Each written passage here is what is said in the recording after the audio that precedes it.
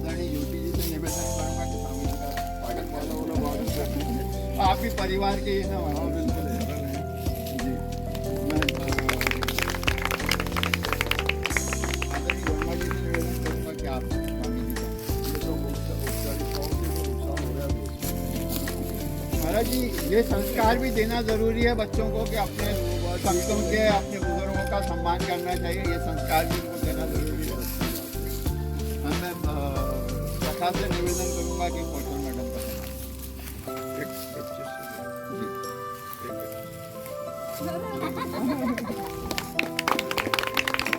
बच्चों को बुला लीजिए उनके द्वारा समझेगा अपने माता माता जी को प्रणाम। चलिए अब मैं आप हमारे सतत कार्यकर्ता हैं पौधों के संरक्षण की आप जिम्मेदारी लेते हैं। मैं चाहता हूँ आप भी स्वामी जी का आशीर्वाद लीजिए।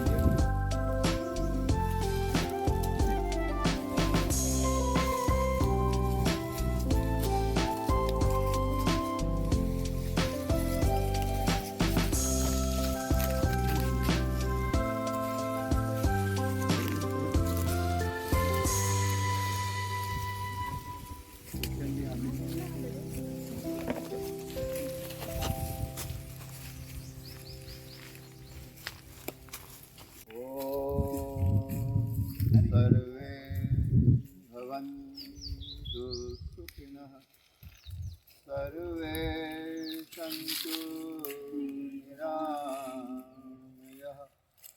सर्वे भद्राणि पश्यन्तु मा कश्चित् हे नाथ सब सुखी हो कोई न हो दुखारी सब हो निरोग भगवन धन धान्य के भंडारी सब भद्र भाव देखें सन्मार्ग के पथ हो दुखिया न कोई हो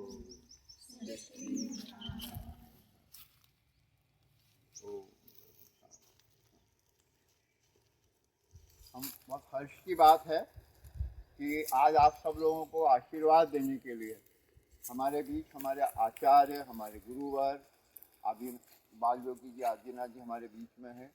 जो आप सबको जो आपने एक महीने तक लगातार योग का जो प्रशिक्षण प्राप्त किया और उसके बाद आप क्या करने वाले हो प्रशिक्षण के बाद तो बच्चा बताएगा इसके बाद क्या तय किया आपने? हमने गांव जाके गांव वाले बच्चों को सिखाएंगे। गांव जाके गांव वाले बच्चों को सिखाएंगे। महाराज ये सब बच्चे जो दिख रहे हैं ये अलग अलग 12 गांव के बच्चे हैं और ये 12 बच्चे हमारे 12 प्रतिनिधि बनकर योग का क्या अर्थ होता है? जोड़ना जुड़ना और जोड़ना। तो आप क्या करोगे यहाँ से जाने के बाद? गांव वालों से जुड़ेंगे, गांव वालों से जुड़ेंगे और उनको अपने ज्ञान से जोड़ेंगे। इस प्रकार से क्या होगा? जुड़ने से क्या होता है? उससे क्या होगा?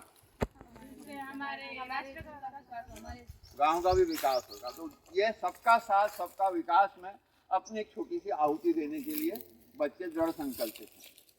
तो इन लोगों ने एक महीने तक लगातार योग का प्रशिक्षण प्राप्त किया। ये कौशल मैडम बैठी है, सब इनके हॉस्टल के बच्चे हैं। इनका हमको सहयोग मिला तो हमने ऐसा प्रयास किया कि हमने कहा शहर के बच्चों के लिए तो हमारे पास अभी समय है, गर्मी की छुट्टियों में काम करते रहेंगे, ये गाँव चले जाएंगे। तो हमारा संदेश, हमारी जो मोदी जी का संदेश है, हमारा संदेश है योग के माध्यम से सब सुखी हों, सब स्वस्थ हों, उस दिशा में ये लोग हमारे एम्बेसडर बन के काम करने वाले हैं। तो आज इन सबको हम इन्होंने जो एक महीने की ट्रेनिंग ली उसका हम सर्टिफिकेट देंगे। उसके साथ में आप इनका थोड़ा सा मार्गदर्शन और आशीर्वाद। विश्वानि देव सवितुर्भूतानि परातो यद भद्रम तन्न आसो। हम अच्छा सोचें, अच्छा करें और जगत के कल्याण के लिए करें।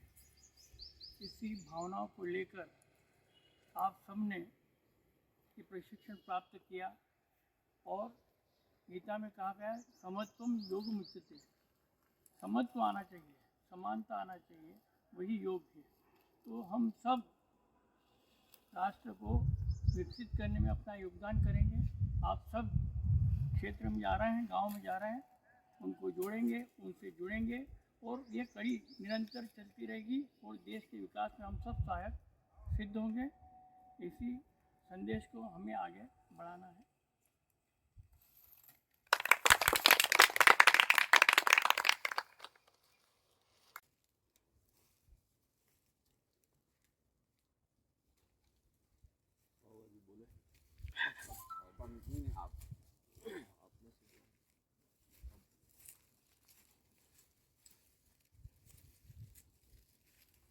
गोरक्ष बालम गुरु शिष्य पालम शेष हिमालम शशिखंड भालम कालस्य कालम जित जन्म जालम वंदे जटालम जगदप जनालम। थोड़ा नजदीक आ जाओ।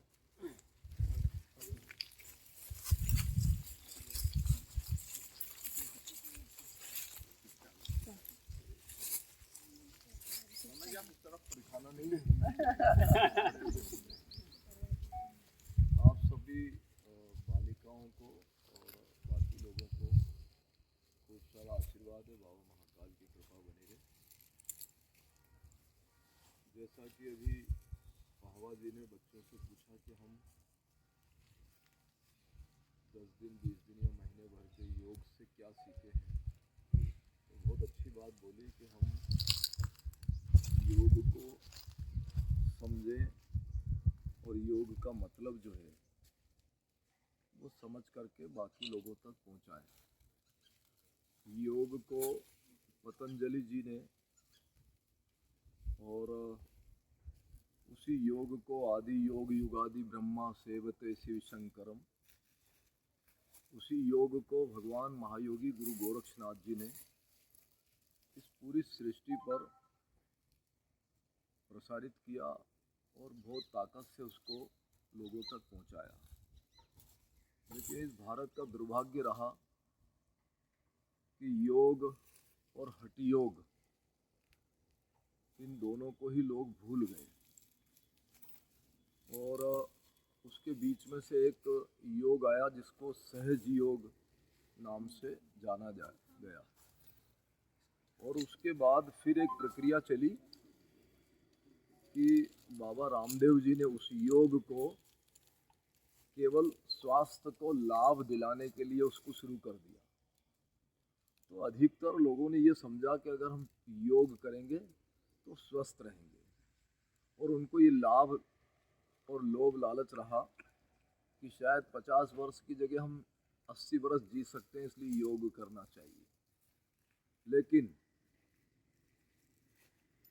हजारों वर्ष पहले महायोगी गोरक्षनाथ जी ने उस योग को जब समाज के लोगों तक पहुंचाया तो उस योग का मूल मतलब ही यही था, टोटल योग।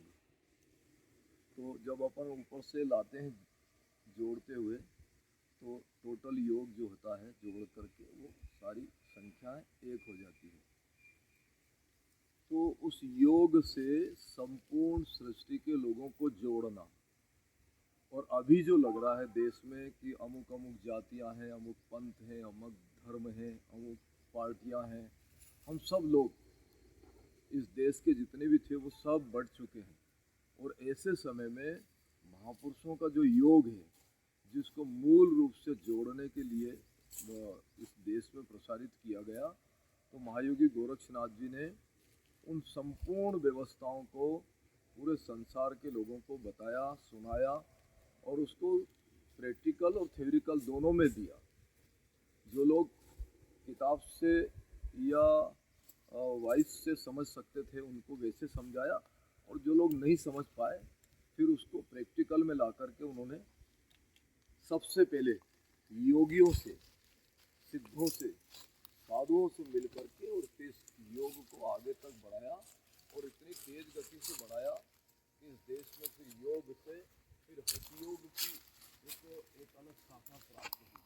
और हठ योग से जो है वो ईश्वर को प्राप्त करने के लिए उसमें लगे रहे। योग के 10 नियम और उसमें संपूर्ण नियमों के लास्ट में जो समाधि जो है, वो समाधि तक फिर वो योग पहुंचा।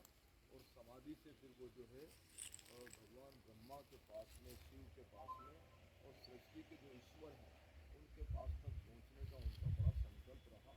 और आज के लोग जो ये कहते हैं कि कोमा में चला गया, तो वो कोमा में ले जाना और वापस लौटाना तो योग के माध्यम से समझ में आता था। क्योंकि समाधि जो होती थी तो वो कभी 12 वर्ष की होती थी, कभी 21 वर्ष की होती थी, कभी घंटे 2 घंटे की होती थी, तो वो समाधि से वापस लौट जाते थे। लेकिन आज की स्थिति है कि लोगों को कहना तो आया कि कोमा में चला गया, तो डॉक्टर लोग उसको से वापस नहीं ला पाते हैं और उसको जो है एक कृत्रिम श्वास जिसको बोलेंगे नकली, वो देख करके उसको बहुत दिनों तक जीवित रखते हैं और फिर अंततः वो इस दुनिया से चला जाता है। तो आज का ये जो विषय है कि हम योग के माध्यम से समस्त गांववासियों को, ग्रामवासियों को, शहरवासियों को और अमुक अमुक जाति के लोगों को जोड़ेंगे, तो पक्की बात है कि जैसे एक जंगल में सभी पौधे लग सकते हैं, तो एक फल वाला भी है, कांटे वाला भी है, फूल वाला भी है।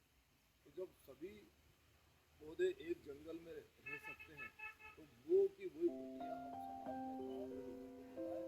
तो गाँव में चौधरी भी रह सकता, तो पटेल भी रह सकता, तो मुखिया भी रह सकता है, पंच भी रह सकता है। भारत माता की जय।